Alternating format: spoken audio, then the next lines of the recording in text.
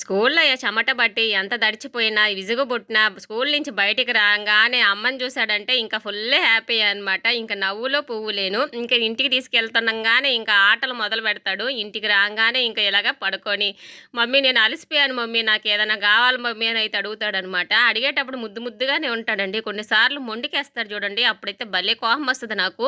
ఇంక పిచ్చి పిచ్చిగా ఇద్దరం కొట్టుకుంటామనమాట కాసేపు. తర్వాత ఒకటైపోతాము. ఇంక పుచ్చకాయలైతే కట్ చేసి ఫ్రిడ్జ్‌లో అయితే పెట్టున్నాను.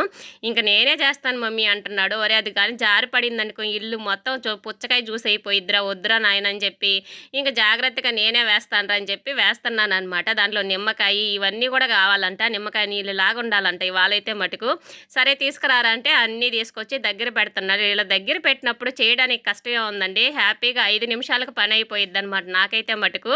ఇంక ఇలాగ జ్యూస్ ఏసేసి దాంట్లో ఐస్ గడ్డలైతే పెట్టున్నాడనమాట ఫ్రిడ్జ్‌లో స్కూల్‌కెళ్ళేటప్పుడు పొద్దున. సాయంత్రం రాంగానే చల్లగా తాగాలని. సర్లే అని చెప్పి 2 ఐస్ క్యూబ్స్ ఏసేసి, ఇంక నిమ్మకాయ పిండేసి ఇచ్చేసాను. సూపర్ అంటే సూపర్ మమ్మీ అని చెప్పి చెప్తున్నాడిక్కడ.